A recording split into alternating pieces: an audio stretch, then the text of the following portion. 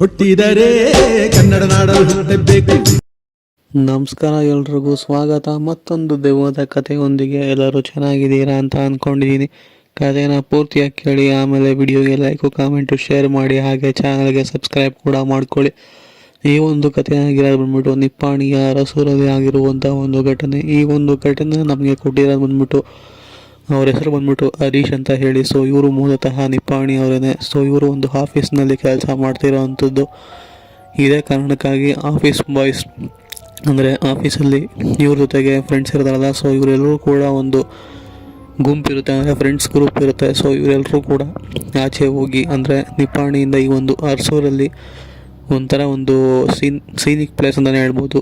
ನಾವೊಂದು ಲೊಕೇಶನ್ಗೆ ಹೋಗ್ಬಿಟ್ಟು ಸ್ವಲ್ಪ ಅಲ್ಲೇ ಹಾಲ್ಟ್ ಆಗಿ ಒಂದಿನ ಅಲ್ಲೇ ಟೆಂಟ್ ಹಾಕಿ ಅಲ್ಲೇ ಒಂದು ಸ್ವಲ್ಪ ಮಲಗಿದ್ದು, ಕೊನೆಗೆ ಬೆಳಗ್ಗೆ ಎದ್ದು ಬರೋಣ ಅಂತ ಹೇಳಿ ಪ್ಲ್ಯಾನ್ ಮಾಡಿಕೊಂಡು ಹೋಗಿರ್ತಾರೆ. ನಿಪ್ಪಾಣಿಯಿಂದ ಅರಸೂರಿಗೆ ಹೋಗಿರೋ ಅಂಥದ್ದು. ಸೊ ಈ ಒಂದು ನಿಪ್ಪಾಣಿಯಿಂದ ಅರಸೂರು ಇದೆಯಲ್ಲ, ಸ್ವಲ್ಪ ದೂರ ಅಂತಲೇ ಹೇಳ್ಬೋದು. 40-45 ಕಿಲೋಮೀಟ್ರ್ ಇರ್ಬೋದೇನೋ. ಸೊ ಆದ ಕಾರಣ ಎಲ್ಲರೂ ಕೂಡ ನೈಟ್ ಕ್ಯಾಂಪಿಂಗ್ ಮಾಡೋಣ ಅಂತ ಹೇಳಿ ಹರೀಶ್ ಮತ್ತು ಅವರ ಸ್ನೇಹಿತರು ಸುಮಾರು ಒಂದು 6 ಜನ ಇರ್ಬೋದೇನೋ. ಅಂದರೆ ಒಂದು ಟೆಂಟಲ್ಲಿ 3 ಜನ ಮಲ್ಕೊಳ್ಳೋ ಥರ 2 ಟೆಂಟ್ನ ತೊಗೊಂಡು ಗಾಡಿಯಲ್ಲಿ ಹೋಗಿರ್ತಾರೆ. ಹೋಗಿರೋದು ಬಂದ್ಬಿಟ್ಟು 3 ಗಾಡಿಯಲ್ಲಿ. ನೀವು ಒಂದು ಗಾಡಿಯಲ್ಲಿ ಇಬ್ಬರು ಕೂತ್ಕೊಂಡು 3 ಗಾಡಿಯಲ್ಲಿ ಹೋಗಿರ್ತಾರೆ, 2 ವೀಲರಲ್ಲಿನೇ.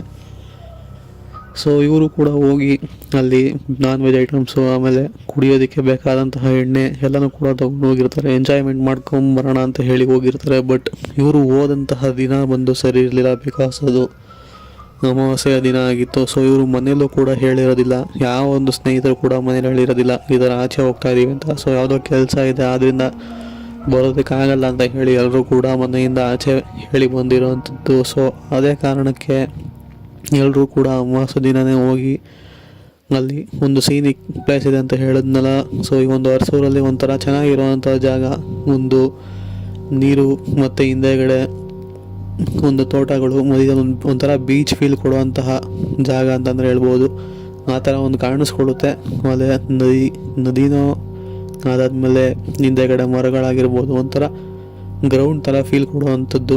ಮುಂದೆಗಡೆ ಹರಿಯೋ ನೀರು, ಹಿಂದೆಗಡೆ ಮರಗಳು, ಮಧ್ಯದಲ್ಲಿ ಗ್ರೌಂಡು. ಸೊ ಅಲ್ಲೇನೇ ಅವ್ರು ತಂದಂತಹ ಗಾಡಿಗಳನ್ನ ನಿಲ್ಲಿಸ್ಬಿಟ್ಟು ನಂತರ ತಂದಂತಹ ಐಟಮ್ಗಳನ್ನ ಕುಕ್ ಮಾಡೋದಕ್ಕೆ ಶುರು ಮಾಡ್ತಾರೆ. ಸೊ ಹಾಗೇ ಅಡುಗೆ ಮಾಡೋದಕ್ಕೆ ಶುರು ಮಾಡ್ತಾ ಸೊ ಎಲ್ಲನೂ ಕೂಡ ಅಡುಗೆ ಮಾಡಿ ಮುಗಿಸ್ಬಿಟ್ಟು ನಂತರ ಫೈರ್ ಕ್ಯಾಂಪ್ನ ಹಾಕ್ಕೊಂಡು ನಂತರ ಎಲ್ಲ ರೆಡಿ ಆಗಿದೆ ಅಡುಗೆನ ತೊಗೊಂಬಂದು ಜೋಡಿಸ್ಕೊತಾ ಹೋಗ್ತಾರೆ.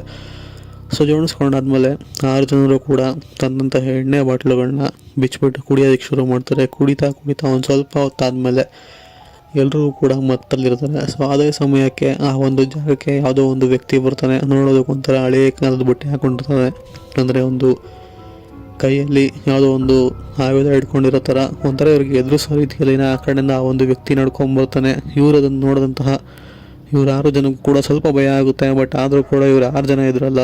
ಸೊ ಎಲ್ಲರೂ ಕೂಡ ಆ ಒಂದು ವ್ಯಕ್ತಿಗೆ ಜೋರು ಮಾಡೋದಕ್ಕೆ ಶುರು ಮಾಡ್ತಾರೆ. ನಂತರ ಆ ಒಂದು ವ್ಯಕ್ತಿ ಹೇಳ್ತಾನೆ, ನೀವು ಯಾಕೆ ಈ ಸಮಯಕ್ಕೆ ಇದೆಲ್ಲ ಬಂದರೆ, ಇಲ್ಲೆಲ್ಲ ತಪ್ಪು, ಇವೆಲ್ಲ ಮಾಡಬಾರ್ದು ಅಂತ ಹೇಳಿ ಈ ಒಂದು ಹರೀಶ್ ಮತ್ತು ಅವರ ಸ್ನೇಹಿತರಿಗೆ ಹೇಳೋದಕ್ಕೆ ಶುರು ಮಾಡ್ತಾನೆ. ಅದಕ್ಕೆ ಇವರು ಕೂಡ ವಾಪಸ್ ಬೈಯೋದಕ್ಕೆ ಶುರು ಮಾಡ್ತಾರೆ. ಇವೆಲ್ಲ ನಮ್ಮ ಇಷ್ಟ, ನೀನು ಯಾರು ಕೇಳೋದಕ್ಕೆ, ಹಂಗೆ ಅಂತೆಲ್ಲ ಬೈತಾರೆ. ಬಿಕಾಸ್ ಇವರೆಲ್ಲರೂ ಕೂಡ ಕೊಡ್ತಿದ್ರಲ್ಲ. ಸೊ ಆದ ಕಾರಣ ಎಲ್ಲರೂ ಕೂಡ ಒಂಥರ ಒಂದು ವ್ಯಕ್ತಿಗೆ ಜೋರು ಮಾಡೋದಕ್ಕೆ ಶುರು ಮಾಡ್ತಾರೆ. ಅದಾದಮೇಲೆ ಆ ಒಂದು ವ್ಯಕ್ತಿ, ತಡೀರಿ, ಇಲ್ಲಿ ಇನ್ನೂ ಸ್ವಲ್ಪ ಜನ ಕರ್ಕೊಂಬರ್ತೀನಿ, ನೀವು ಯಾಕೆ ಒಂದು ಮಾತನ್ನ ಕೇಳ್ತಿಲ್ಲ ಅಂತ ಹೇಳಿ ಪುನಃ ವಾಪಸ್ ಹೋಗಿ ಮಿಕ್ಕಂತಹ ಒಂದು ಸುಮಾರು 5-6 ಜನ ಕರ್ಕೊಂಬರ್ತಾರೆ. ಪುನಃ ಇವರು 6 ಜನ, ಅವರು 6 ಜನ ಇರ್ತಾರೆ. ಸೊ ಅದಾದಮೇಲೆ ಒಬ್ರಿಗೊಬ್ರಿಗೆ ಜಗಳ ಕೂಡ ಆಗುತ್ತೆ, ಮಾತಿನ ಚಕಮಕಿ ಕೂಡ ಆಗುತ್ತೆ. ಅದಾದಮೇಲೆ ಎಲ್ಲನೂ ಕೂಡ ಶಾಂತಿ ಆದಮೇಲೆ, ಇಲ್ಲ ನಾವು ಇಲ್ಲಿಂದ ಹೋಗ್ತೀವಿ ಅಂತ ಹೇಳಿ ಕೊನೆಗೂ ಆಗೋಯ್ತು ಹೇಳಿ ಒಪ್ಕೊತಾರೆ. ಸೊ ಅಲ್ಲಿಂದ ಹೊರಡಬೇಕಾದ್ರೆ, ಸೊ ಅಲ್ಲಿ ಬಂದಿದ್ರಲ್ಲ 6 ಜನ, ಸೊ ಅವರು ಒಂದು ಸತ್ಯನಾಪ ಆಗಿಬಿಡ್ತಾರೆ. ಹೀಗೆ ನಿಮ್ಮ ಥರ ಪಾರ್ಟಿ ಮಾಡಬೇಕು ಅಂತ ಇಲ್ಲಿ ಬಂದಿದ್ದರು ಇಬ್ಬರು ವ್ಯಕ್ತಿ. ಮುಂದೆ ಹರಿಯೋ ನೀರಿದೆ, ಹಿಂದೆಗಡೆ ಮರ ಇದೆ, ಚೆನ್ನಾಗಿರುತ್ತೆ ಇಲ್ಲಿ ಪಾರ್ಟಿ ಮಾಡೋದಕ್ಕೆ ಅಂತ ಅಂದ್ಕೊಂಡ್ಬಂದಿದ್ದರು. ಬಟ್ ಅವರ ದುರದೃಷ್ಟಕ್ಕೆ ಆ ಒಂದು ನೀರಿಂದ ಯಾವುದೋ ಒಂಥರ ವಿಚಿತ್ರವಾಗಿರೋ ಪ್ರಾಣಿನೋ ಮನುಷ್ಯನೋ ಗೊತ್ತಿಲ್ಲ, ಎರಡೂ ಒಂಥರ ವಿಚಿತ್ರವಾಗಿರೋ ಅಂಥದ್ದು ನೀರೊಳಗಡೆನೇ ಎದ್ದು ಬಂದು, ಸೊ ಅವರಿಬ್ಬರೂ ಕೂಡ ನೀರೊಳಗಡೆ ಎಳ್ಕೊಂಡಿರುವಂಥದ್ದು. ಸೊ ಇದು ಸತ್ಯ ಆಗಿರುವಂತಹ ಒಂದು ಘಟನೆ. ಸೊ ನಿಮಗೂ ಇಲ್ಲಿ ಯಾವ್ದಾರು ಆಗುತ್ತೆ ಅಂತ ನಾವು ಒಂದು ಕನಸಿನಿಂದ ಹೇಳ್ತಿದ್ದೀವಿ ಅಷ್ಟೇ. ನಮಗಿಲ್ಲೇನು ಯಾರಿಂದನೂ ಕೂಡ ಏನೂ ಆಗಬೇಕಾಗಿಲ್ಲ. ಬರೋದಾದ್ರೆ ನೀವು ಬೆಳಗ್ಗೆ ಬೆಳಕಿರ್ಬೇಕಾದ್ರೆ ಬನ್ನಿ, ಅದು ಕೂಡ ಇವತ್ತು ಅಮಾವಾಸ್ಯೆ ದಿನ ಬಂದಿದ್ದೀರಾ. ಸೊ ಇದೇ ಥರನೇ ಆ ಒಂದು ಇಬ್ಬರು ವ್ಯಕ್ತಿಗಳು ಕೂಡ ಅಮಾವಾಸ್ಯೆ ದಿವಸನೇ ಬಂದಿದ್ದರು ಇಲ್ಲಿ. ಅವರು ಕೂಡ ನಿಮ್ಮ ಥರನೇ ಎಲ್ಲನೂ ಕೂಡ ಎಣ್ಣೆ ಹೊಡಿತಿದ್ರು. ಸೊ ನಾವು ಕೂಡ ಸರಿ ಬಿಡು ಅಂತ ಹೇಳಿ ದೂರದಲ್ಲೇ ಕೂತ್ಕೊಂಡು ನೋಡ್ತಾನೆ ಇದ್ವಿ. ಸೊ ಮನೆಯಿಂದ ನಮಗೆ ಕಾಣಿಸುತ್ತೆ ಇದ್ದಕ್ಕಿದ್ದಂಗೆ ನೀರೊಳಗಡೆಯಿಂದ ಯಾವುದೋ ಒಂದು ಆಕೃತಿ ಅಂತಲೇ ಹೇಳ್ಬೋದು, ತುಂಬಾ ಹತ್ರ ಇತ್ತು. ಆ ಒಂದು ಆಕೃತಿ ಈ ಕಡೆ ಮೀನು ಅಲ್ಲ, ಆ ಕಡೆ ಮನುಷ್ಯನೂ ಅಲ್ಲ, ಆ ಕಡೆ ಪ್ರಾಣಿನೂ ಅಲ್ಲ, ಒಂಥರ ಮಿಕ್ಸ್ ಆಗಿ ಬಂದು ಇಬ್ಬರೂ ಕೂಡ ಅಟ್ ಎ ಟೈಮ್ ಎಳ್ಕೊಂಡಿರೋ ಅಂಥದ್ದು ನೀರೊಳಗಡೆ ಅಂತ ಹೇಳಿ ತಿಳಿಸ್ಕೊಡ್ತಾರೆ ಆ ಒಂದು ವ್ಯಕ್ತಿಗಳು.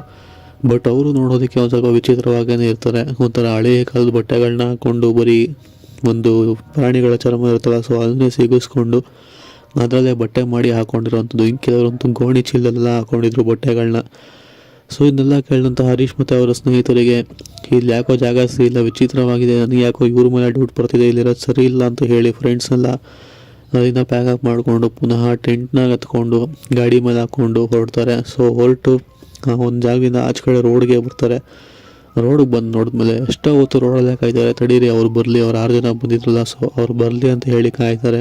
ಇವ್ರು ಎಷ್ಟೊತ್ತು ಕಾದರೂ ಕೂಡ ಆ ಒಂದು 6 ಜನ ವ್ಯಕ್ತಿ ಇದಾರಲ್ಲ, ಸೊ ಅವ್ರು ಆಚೆ ಕಡೆನೇ ಬರೋದಿಲ್ಲ. ಅದಾದಮೇಲೆ ಇವ್ರ ಸ್ನೇಹಿತರು ಜೋರಾಗಿ ಕೂಗಾಗ್ತಾರೆ, ಎಲ್ಲಿ ನೀವು ಆಚೆ ಕಡೆ ಬನ್ನಿ ಅಂತ. ಬಟ್ ಆ ಕಡೆಯಿಂದ ಯಾವುದೇ ಥರ ರೆಸ್ಪಾನ್ಸ್ ಇವ್ರಿಗೆ ಸಿಗೋದಿಲ್ಲ. ಸರಿ ಇಲ್ಲಿ ಯಾಕೋ ಸರಿ ಇಲ್ಲ ಅಂತ ಹೇಳಿ ಇವರು ಕೂಡ ಒಪ್ಕೊಂಡು ಅಲ್ಲಿಂದ ಹೋಗೋಣ ಬಿಡು, ತಮಗೆ ಯಾಕೆ ಇವೆಲ್ಲ ಅಂತ ಹೇಳಿ ಅಲ್ಲಿಂದ ಹೊರಟು ಬಂದಿರೋವಂಥದ್ದು. ಸೊ ಇದು ಈ ಒಂದು ಹರೀಶ್ ಎಂಬುವವರ ಜೀವನದಲ್ಲಿ ಆಗಿರುವಂತಹ ಒಂದು ಸತ್ಯ ಘಟನೆ ಅವ್ರು ನಮಗೆ ತಿಳಿಸ್ಕೊಟ್ಟಿರುವಂಥದ್ದು. ಸೊ ಕಥೆ ಇಷ್ಟ ಆಗಿದೆ ಅಂತ ಅಂದ್ಕೊಂಡಿದ್ದೀನಿ.